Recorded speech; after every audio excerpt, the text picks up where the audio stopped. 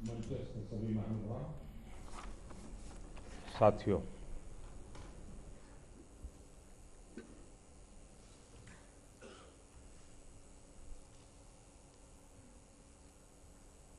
जीवंत व्यवस्था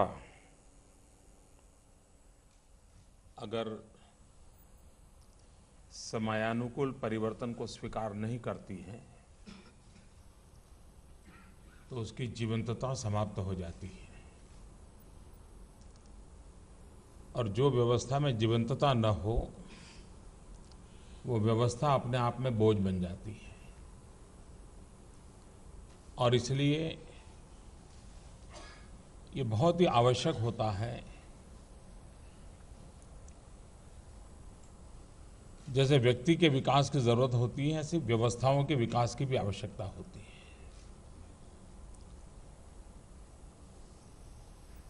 समयानुकूल परिवर्तन की आवश्यकता होती है। कालबाह्य चीजों से मुक्ति के लिए बहुत बड़ा साहस लगता है, लेकिन अगर प्रयोग करते हैं, उसका सही ढंग से ऑब्जर्वेशन करते हैं तो कुछ चीजें नई हम स्वीकार करने की मनस्थिति भी बना लेते हैं। आज यहां दो प्रकार के लोग हैं। एक वो हैं जो जानदार हैं, दूसरे वो जाने की तैयारी में हैं।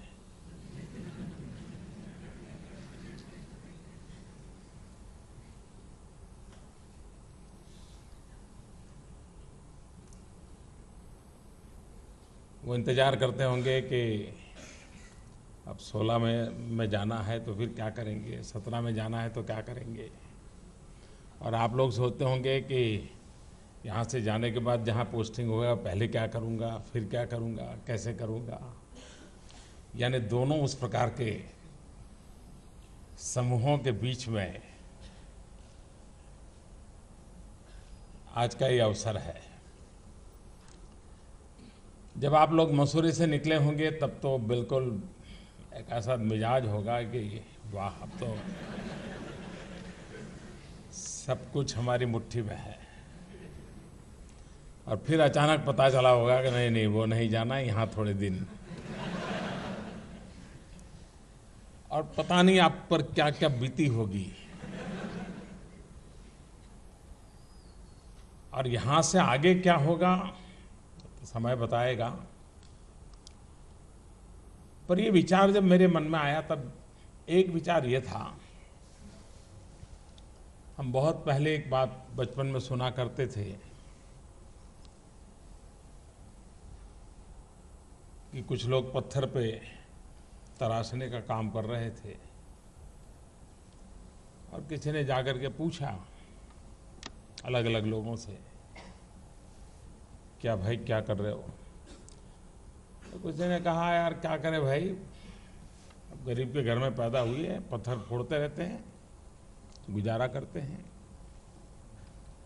दूसरे के पास पूछा तो उसने कहा कि अब देखो भाई, पहले तो कहीं और काम करता था लेकिन वहाँ ठीक से आमदनी नहीं होती थी।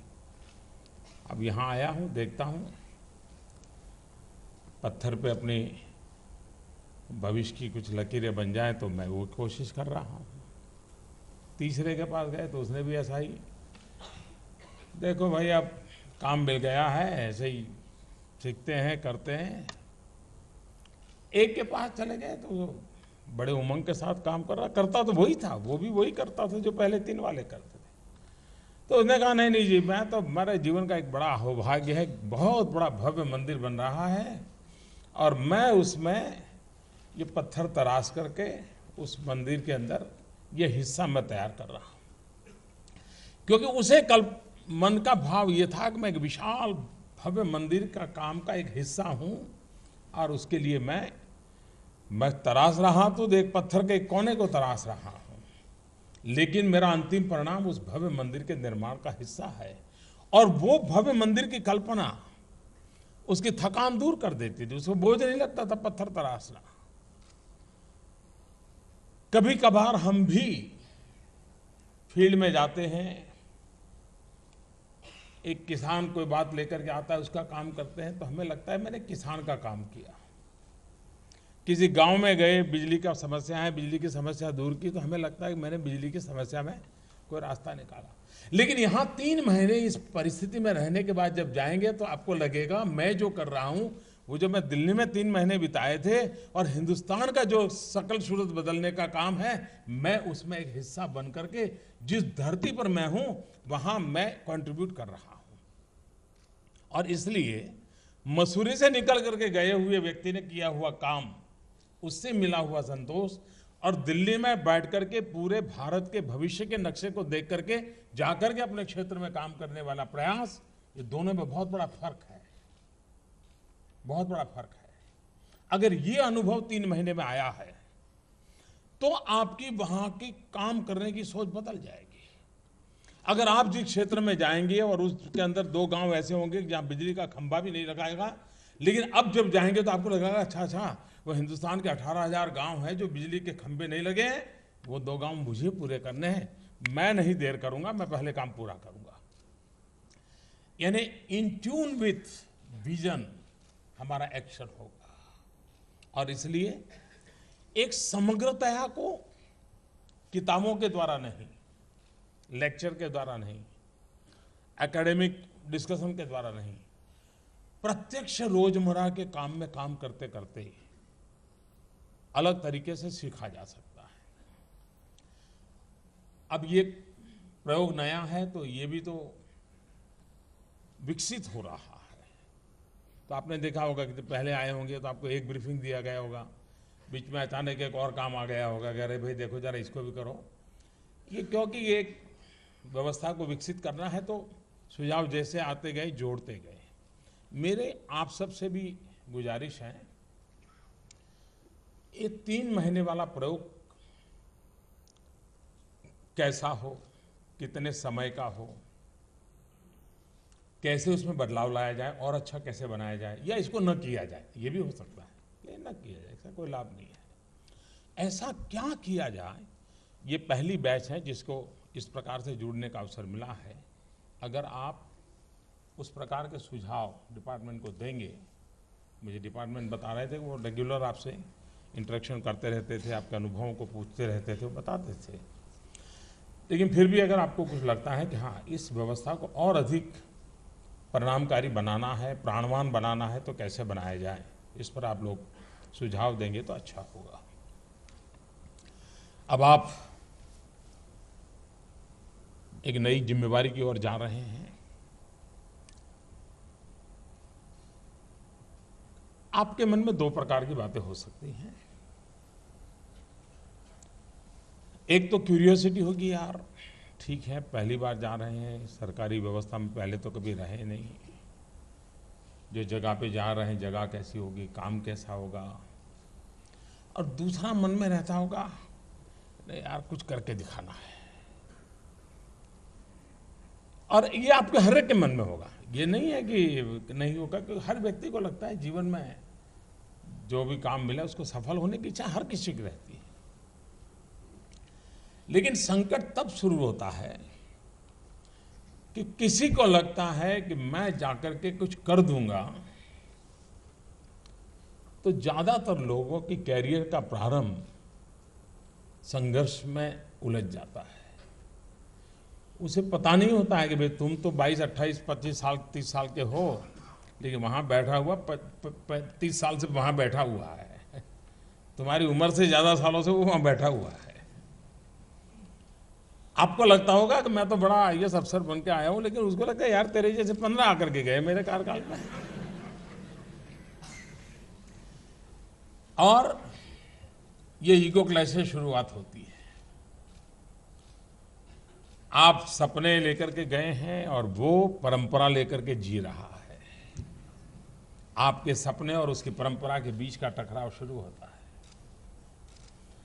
और एक पल ऐसी भी आती है, या तो संघर्ष में समय बीत जाता है, या आपने बलबूते पर आप एक आध चीज कर देते हैं और आपको लगता है देखो मैंने करके दिखा दिया ना। यहां बैठे हुए ऐसे सबको अनुभव आ चुका होगा, आप उनसे बात करेंगे तो पता चलेगा। क्या ये आवश्यक नहीं है कि हम वहां जाकर के, क्योंकि आपके जीवन में 10 साल से अधिक समय नहीं है काम करने का, या मान के चलिए 10 साल से अधिक समय नहीं है।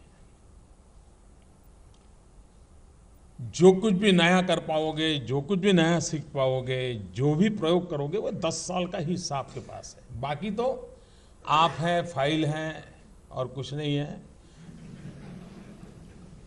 लेकिन ये 10 साल वो नहीं है। आप ये 10 साल फाइल नहीं, लाइफ से जुड़ते हैं। और इसलिए ये 10 साल का जो मैक्सिमम उपयोग करेगा, उसका फाउंडेशन इतना मजबूत होगा कि बाकी के 20-25 साल वो बहुत कंट्रीब्यूट कर पाएगा। अगर वो धरती की चीजों से रसकस लेकर के नहीं आया, क्योंकि समय बीतते इस पाइपलाइन में आया है, तो उस स्टेशन पे पहुंचना ही पहुंचना है उसको, वो खुद भी एक बार बोझ बन जाता है। फिर लगता है भाई जब क्या करे, 20 साल पुराना अफसर है, कहाँ रखोगे, चलो यार उस डिपार्टमेंट में डाल दो। अब वो जाने और डिपार्टमेंट का नसीब जाने।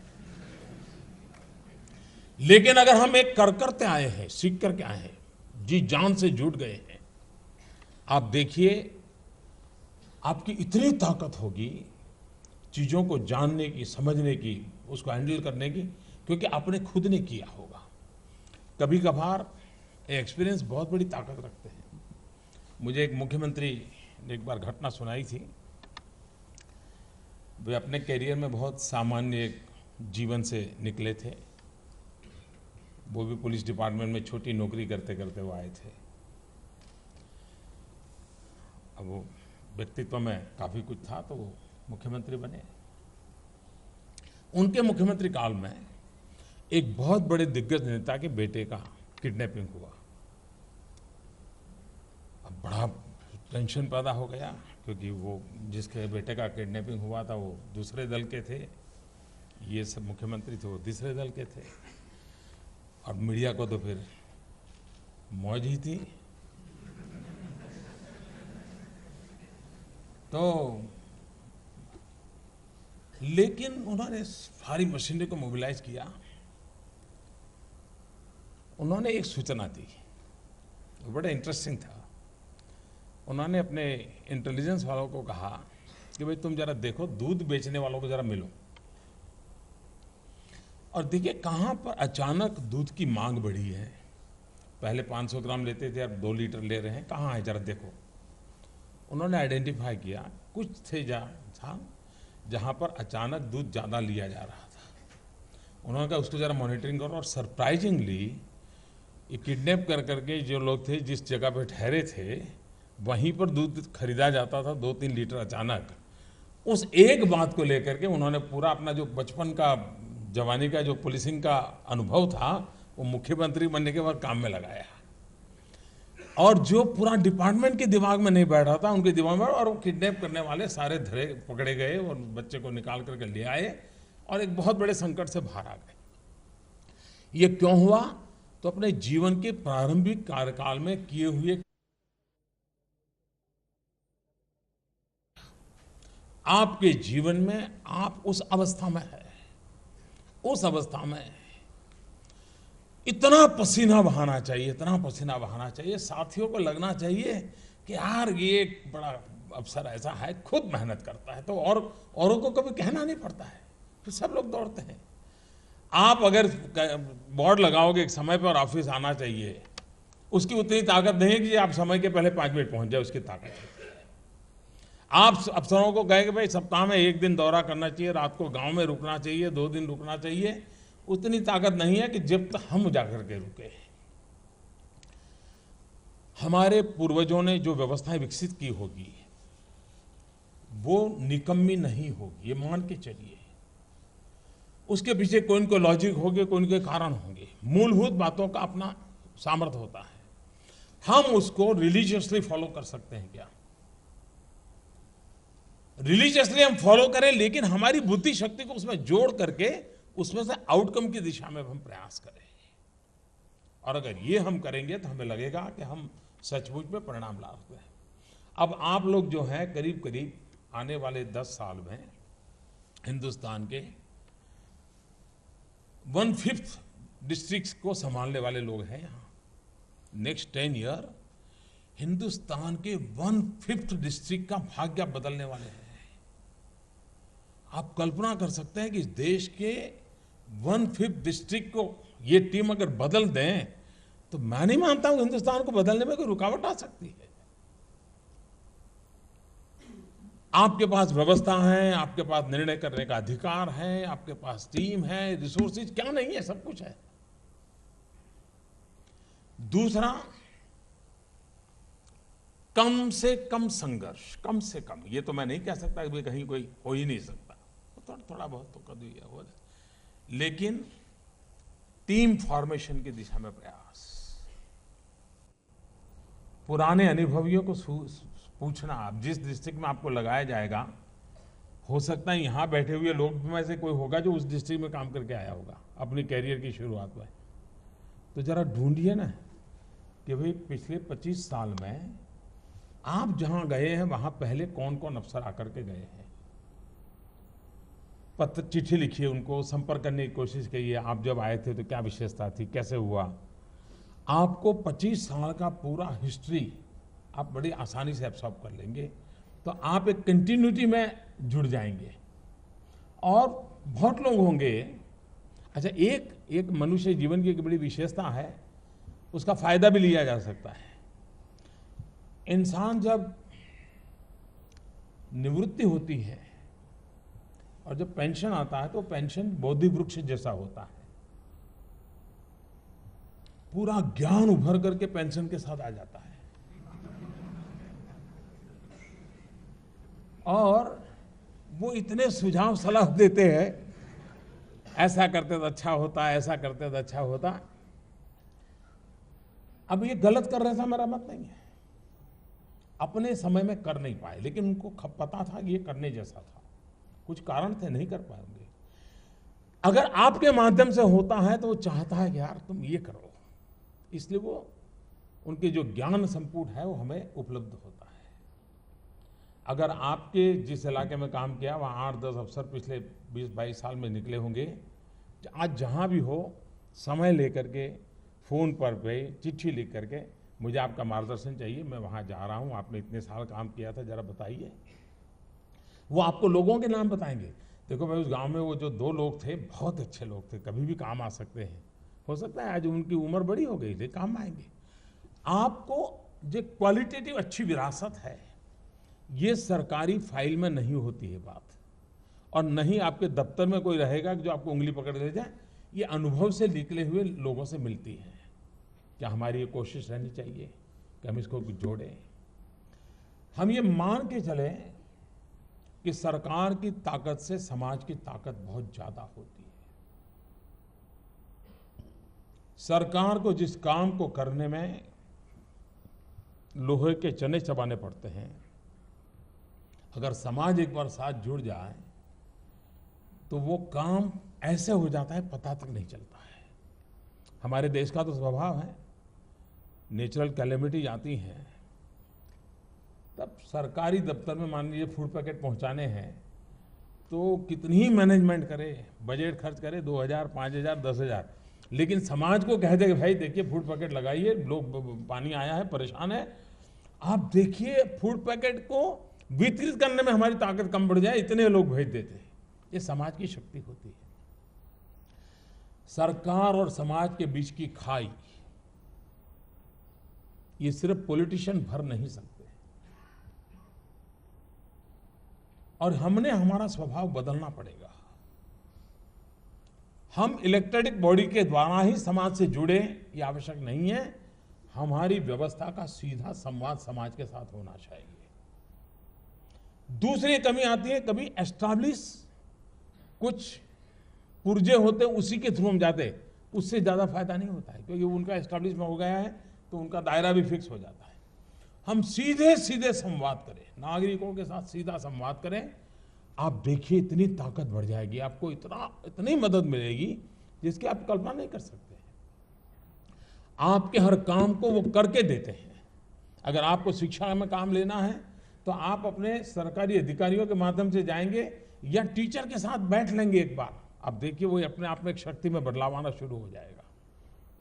मेरा कहने का तात्पर्य है कि हम अपने आप को हमारे दफ्तर से अगर बाहर निकाल सकते हैं, हम हमारी व्यवस्था को दफ्तरों से बाहर निकाल करके जोड़ सकते हैं। अब ये अनुभवी अफसरों ने जो योजनाएं बनाई थी, और आप लोगों को मैंने सुझाव दिया था, सिन्हा जी को जरा इनको देखिए, वो बराबर इसका डिस्कशन करें और क्या कमियां ढूंढ के लाएंगे। अब आपने प्रेजेंटेशन में वो सारी बातें उजागर की है, और आपका जितना अनुभव था, जिस सर्कमस्टेंसेस में आपने काम किया, आपने सुझाव भी दिए हैं। मैं चाहूँगा कि डिपार्टमेंट के लोग इसको जरा एक बार सीरियसली प्रॉपर फॉरम में देखें कि क्या हो सकता है। हो सकता है 10 में से 2 होगा, लेकिन होगा तो सही। ये प्रक्रिया, क्या आप यही परंपरा, आप जहां जाएं, एक अलग अलग लेयर के, कोई एकदम फ्रेश जो लोग हो, कुछ 5 साल के अनुभवी हो, कोई 7 है, उनको एक आध 2 समस्या अगर उस इलाके की नज़र आती है, मेजर 2 समस्याएं, और आपको लगता है मुझे 2-2.5 साल यहाँ रहना है, ये 2 समस्या को मुझे एड्रेस करना है, उनको बिठाइए, बोलिए अरे यार देखो भाई, ज़रा स्टडी करके बताइए मुझे, हम बातचीत पहुँचा क्यों नहीं पा रहे हैं, क्या सुधार करें, कैसे करें, तुम मुझे सुझाव दो। आप देखिए, वो आपकी टीम के ऐसे हिस्से बन जाएंगे जो आपने शायद खुद जाकर के 6 महीने स्टडी में लगेगा, वो आपको 1 सप्ताह भर के अंदर दे देंगे। हम हमारी टीम का अलग अलग लेयर कैसे तैयार करें, एक्सपांसन कैसे करें, ये अगर हमारी एडमिनिस्ट्रेटिव सिस्टम में लचीलापन हम लाते हैं, आप देखिए आप बहुत बड़ा परिवर्तन ला सकते हैं। आपकी जिम्मे है, मैं आज उन बातों की करना नहीं चाहता हूं कि भारत सरकार की ये योजना है, उसको ये लागू करो, डिकना लागू करो, फला लागू करो। सरकारी अफसर का स्वभाव होता है कि ऊपर से कागज आए तो उसके लिए वो बाइबल हो जाता है, लेकिन कभी कभार उसमें ताकत भरने की जिम्मेवारी व्यक्ति व्यक्ति पर होती है, और हम उस बात को करें तो आप अच्छा परिणाम दे सकते हैं। कभी कभार हम देखते हैं कि भी 2-4 लोग बीमार मिल जाते हैं, तो पता चलता है तो बोले क्या, नहीं बोले वायरल चल रहा है, वायरल है इसके कारण बीमार है।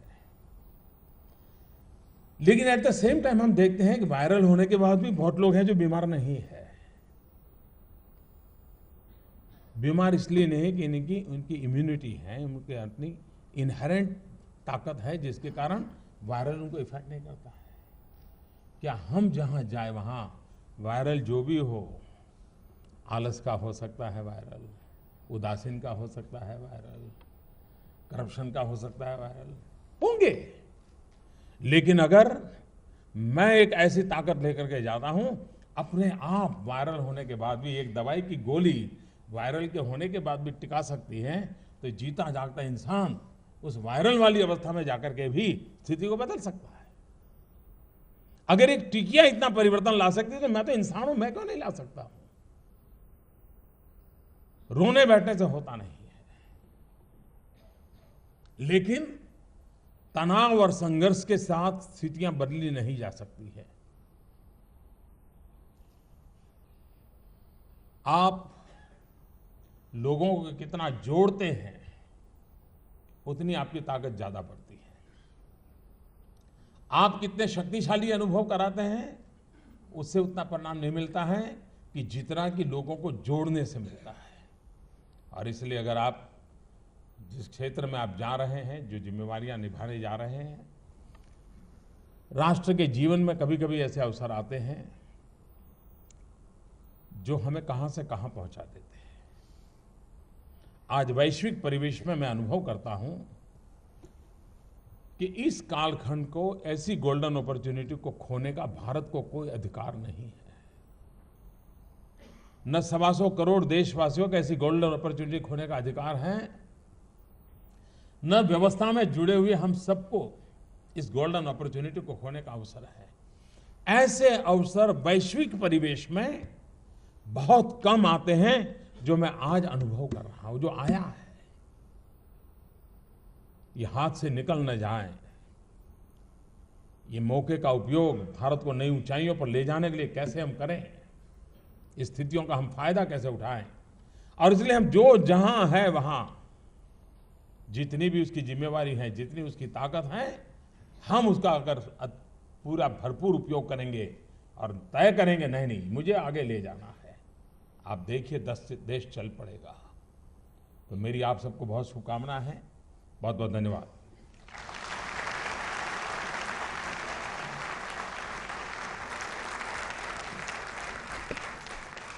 हम सब माननीय प्रधानमंत्री जी के हार्दिक आभारी हैं कि उन्होंने आज हमें उद्बोधित किया। आज का दिन हम सब के लिए अविस्मरणीय रहेगा। माननीय प्रधानमंत्री महोदय, मैं सोनिया मीना, भारतीय प्रशासनिक सेवा के 2013 बैच की ओर से आपको विश्वास दिलाना चाहूँगी कि हम सब समर्पित भाव से नागरिक प्रथम के मंत्र को सर्वोपरि रखते हुए सुशासन का माध्यम बनने के लिए प्रतिबद्ध हैं। मैं यहाँ गुरुदेव रविंद्रनाथ टैगोर की चंद पंक्तियाँ कहना चाहूँगी। I slept and dreamt that life was joy. I awoke and saw that life was service. I acted and behold, service was joy. इसी भाव से हम संकल्प करते हैं कि हम अपनी सेवा, कर्तव्य निष्ठा एवं आचरण से इस महान देश की प्रतिष्ठा को और भी बढ़ाएंगे। हम हमेशा याद रखेंगे कि हम सिविल सर्वेंट हैं और हमें सिविल भी रहना है और हमें सर्वेंट भी रहना है।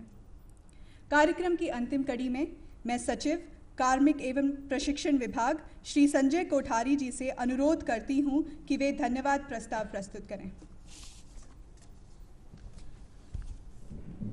माननीय प्रधानमंत्री महोदय, आदरणीय कार्मिक राज्य मंत्री जी, डायस पर बैठे हुए वरिष्ठ अधिकारीगण, भारत सरकार के सचिव, अतिरिक्त सचिव, संयुक्त सचिव, मेरे सभी साथी अधिकारीगण एवं युवा सहायक सचिव, जैसा कि आपको बताया है, भारतीय प्रशासनिक सेवा के इतिहास में ये पहली बार हुआ है कि राष्ट्रीय प्रशासनिक अकादमी मसूरी से IAS अधिकारी सीधे भारत सरकार में पोस्टिंग पाए हैं और उन्होंने प्रधानमंत्री जी से इंटरेक्शन का भी किया है। यह प्रयोग आदरणीय प्रधानमंत्री जी की प्रेरणा से ही शुरू हुआ है। आपको जानकर आश्चर्य होगा कि IAS के आधे से अधिक अधिकारी बिना भारत सरकार में आए सेवानिवृत्त हो जाते हैं। ये बात 2013 बैच पर लागू नहीं होती क्योंकि पूरा 170 अधिकारी भारत सरकार में 3 महीने की पोस्टिंग कर चुका है।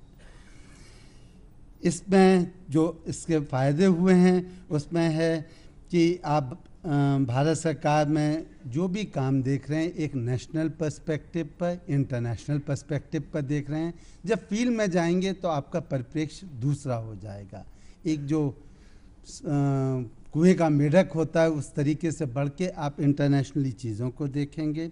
आपके कॉन्फिडेंस में बढ़ोतरी हुई है कि आप किसी से भी इंटरेक्ट कर सकते हैं। अभी आपने प्राइम मिनिस्टर साहब से इंटरेक्ट किया है और इस सब को लाने के लिए प्रधानमंत्री जी ने आपको यहाँ लाया है और एक बहुत ही मोटिवेशनल स्पीच दी है।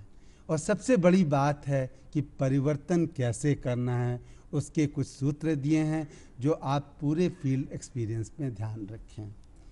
आज से 1 महीने पहले प्रधानमंत्री जी ने 24 से 25 साल के सीनियरिटी के अधिकारियों को संबोधित किया था और ये कहा था कि अपने अंदर के विद्यार्थी को मरने मत दो, नया नया सोचो, नई नई चीज़ करो। आप सभी लोग कॉलेज से निकले हैं, अभी बहुत युवा हैं, नई नई चीज़ सोचिए, नए नए आयाम कीजिए और किसी तरीके से इस देश में परिवर्तन लाएं। प्रधानमंत्री जी का सपना है कि जो गरीब से गरीब आदमी हैं, छोटे से छोटे विलेज में रहता है, उसके चेहरे पर खुशी ला सकें। हम सब इसी प्रयास में कोशिश करें कि सफल हों। प्रधानमंत्री जी ने अभी कहा था कि पहले 10 साल आपके जीवन के मुख्य साल हैं। पहले 10 साल में अभी आप SDM लगेंगे, फिर आप ADC लगेंगे या डेवलपमेंट ऑफिसर लगेंगे, म्युनिसिपल कमिश्नर लगेंगे, कलेक्टर लगेंगे। ये सारे साल आप बार बार लोगों से मिलेंगे, आम आदमी से मिलेंगे, उनसे किसी तरीके से जुड़ाव रखिए, उनके जीवन में परिवर्तन लाइए। ये बहुत बड़ा चैलेंज है हम सबके सामने। ये कहना कि इस चीज़ सरकार करेगी, सरकार कोई चीज़ नहीं, हम सब मिलके सरकार हैं। तो आप सब पर हम सब की आशाएं निर्भर हैं। आप सब में जैसा कि बताया था कि बहुत सारे लोग इंजीनियर हैं, बहुत सारे लोग डॉक्टर्स हैं। सारे टैलेंट का यूज़ कीजिए। बहुत बड़े बड़े प्रोग्राम हैं, डिजिटल इंडिया है, मेक इन इंडिया है, स्वच्छ भारत है, स्किल इंडिया है, जिसमें आप इनका प्रयोग कीजिए। हर चीज़, जैसा प्रधानमंत्री जी ने भी कहा, हर चीज़ जो आपने सीखी है सब काम में आएगी।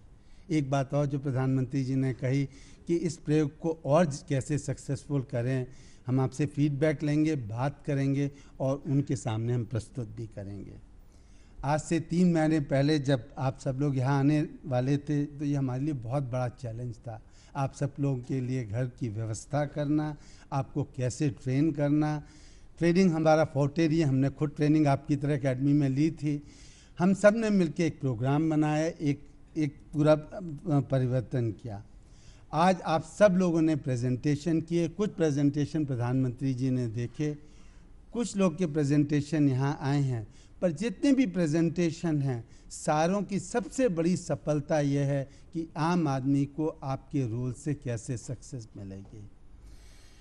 अभी शुरू में विवेकानंद जी का वर्णन हुआ था।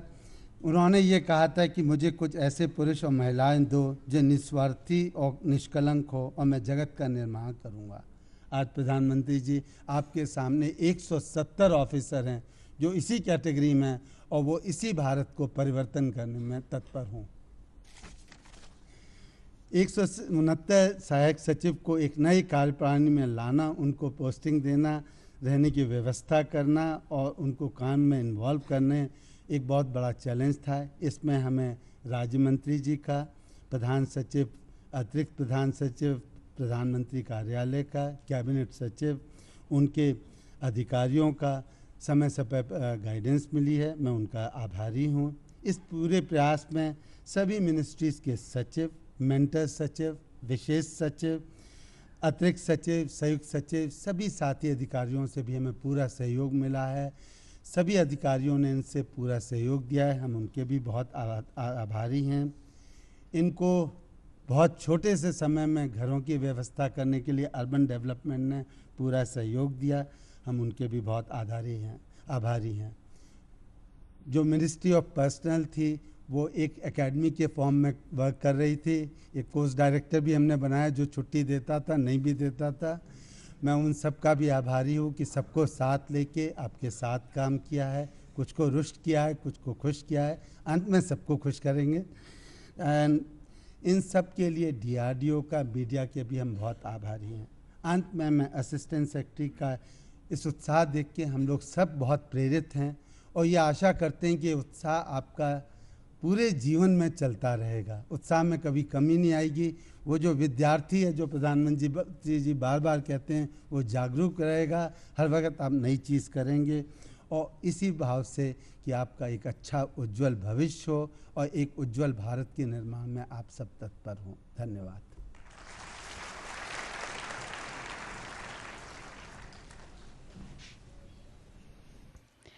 प्रधानमंत्री श्री नरेंद्र मोदी की इस अनोखी पहल से IAS के युवा अफसरों को उनसे मिलने का और उनके सामने अपनी बात रखने का एक अनोखा अवसर मिला। इसके साथ ही दूरदर्शन की पूरी टीम की ओर से नमस्कार।